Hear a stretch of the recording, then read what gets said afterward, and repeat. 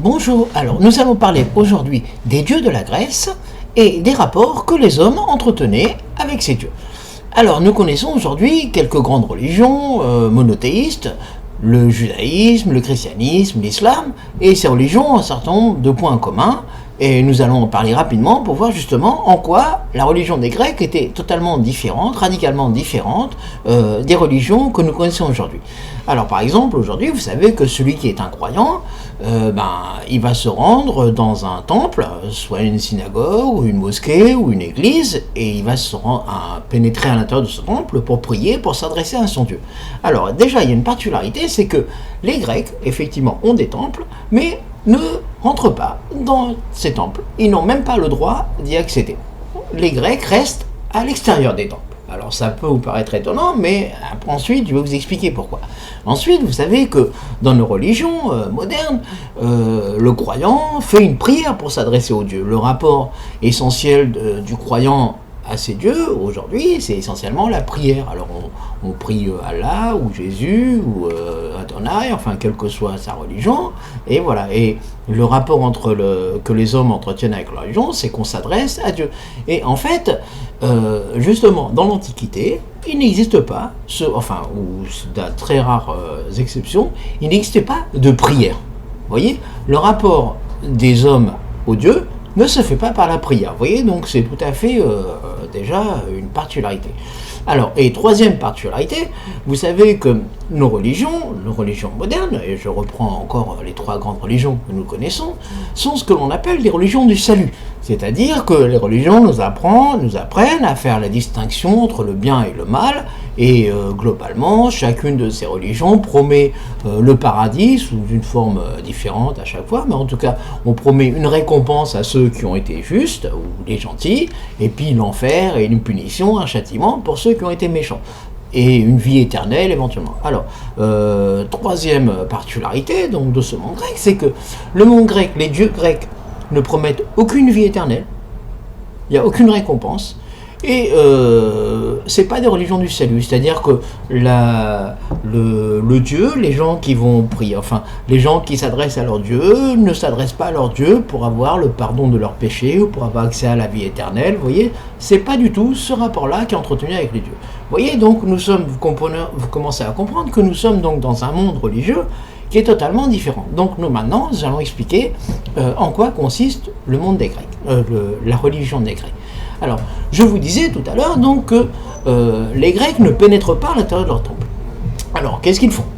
Eh bien, ils restent devant leur temple, et devant leur temple se trouvent des grandes tables, des monuments de pierre qui s'appellent des autels, sur lesquels vont être faits des sacrifices. C'est-à-dire que le rapport principal de l'homme, des hommes à leur Dieu, passe par le sacrifice. Alors le sacrifice, c'est quoi?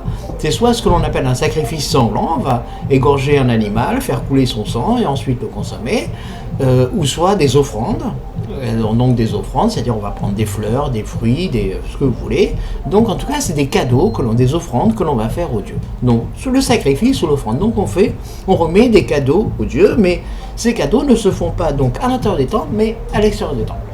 Alors, deuxième particularité, évidemment, qu'est-ce que l'on trouve à l'intérieur de ces temples? Eh bien, à l'intérieur de ces temples, on trouve évidemment des statues, la statue du dieu, évidemment, mais cette statue du dieu n'est pas accessible. De temps en temps, à des moments précis de l'année, on va les sortir pour les promener en procession dans la ville, etc.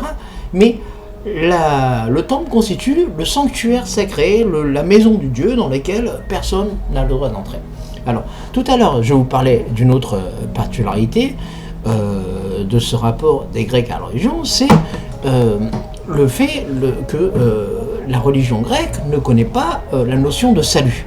C'est-à-dire que dans la vie éternelle n'existe pas chez les Grecs, ou plutôt elle existe sous une forme tellement triste que les Grecs croient qu'après la mort, on est dans une espèce on est dans les limbes, enfin dans un monde un peu indéterminé, etc. Mais en tout cas, qui fait vraiment pas du tout envie d'y aller. C'est pas le paradis avec les anges ou je sais pas ce que vous voulez, mais en tout cas, c'est pas ça du tout.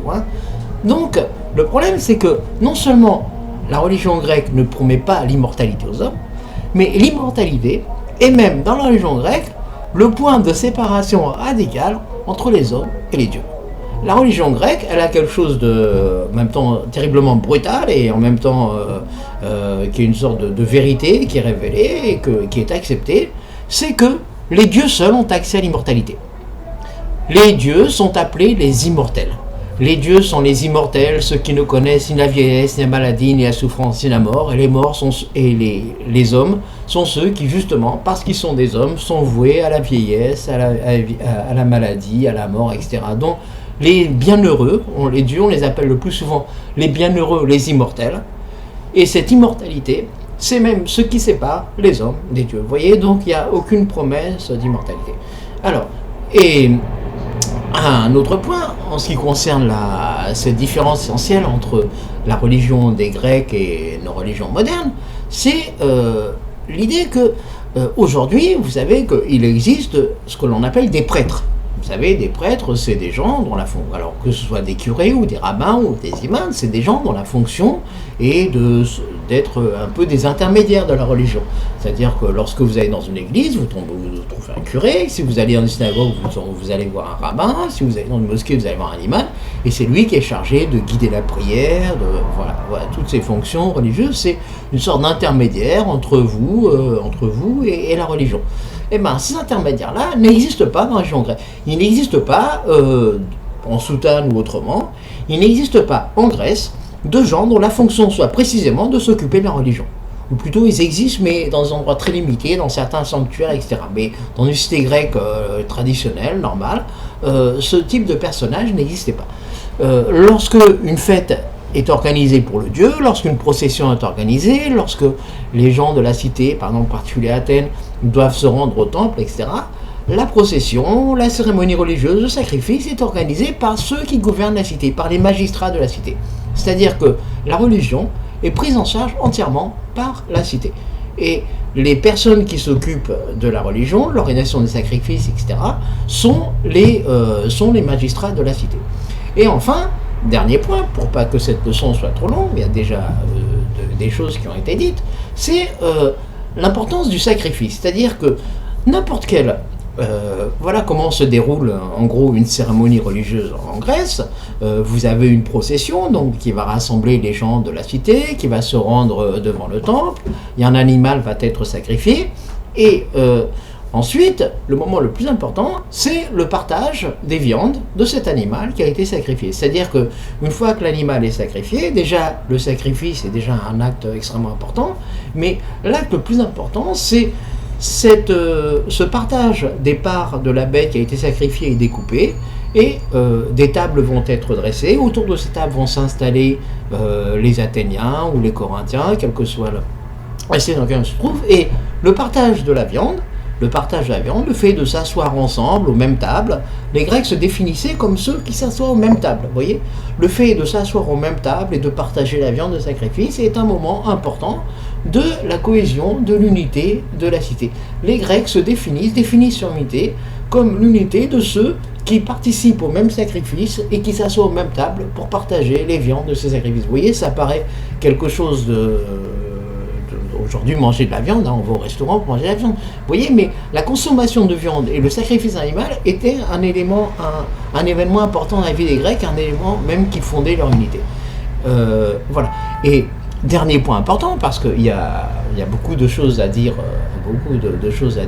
sur ces questions-là, c'est toujours sur cette question du sacrifice. C'est-à-dire que dans le sacrifice, vous savez, la fonction du sacrifice, c'est lorsqu'une bête est tuée, évidemment.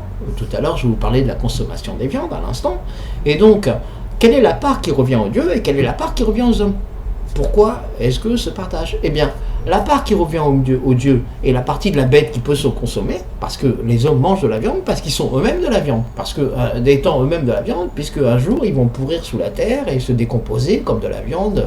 Et les dieux reçoivent, eux, la fumée du sacrifice, puisqu'on brûle une partie de la viande, une partie des graisses et de ça, une partie de la bête est brûlée totalement pour qu'elle se consume et que la fumée de ce sacrifice monte jusqu'aux dieux. Et les dieux sont heureux de sentir la fumée des sacrifices parce que eux, évidemment, les dieux étant immortels, n'ont pas besoin de manger. Les dieux ne mangent pas de viande, donc ils peuvent seulement respirer la fumée des sacrifices. Et en même temps, Le sacrifice est donc quelque chose, c'est une notion qui est un peu complexe, mais en fait finalement assez facile à comprendre. Le sacrifice est donc quelque chose qui rassemble les hommes et les dieux, parce que ça crée une unité entre eux, puisque les hommes font des sacrifices en l'honneur des dieux, mais en même temps c'est quelque chose qui les sépare, puisque par ce sacrifice, chacun occupe sa place exacte.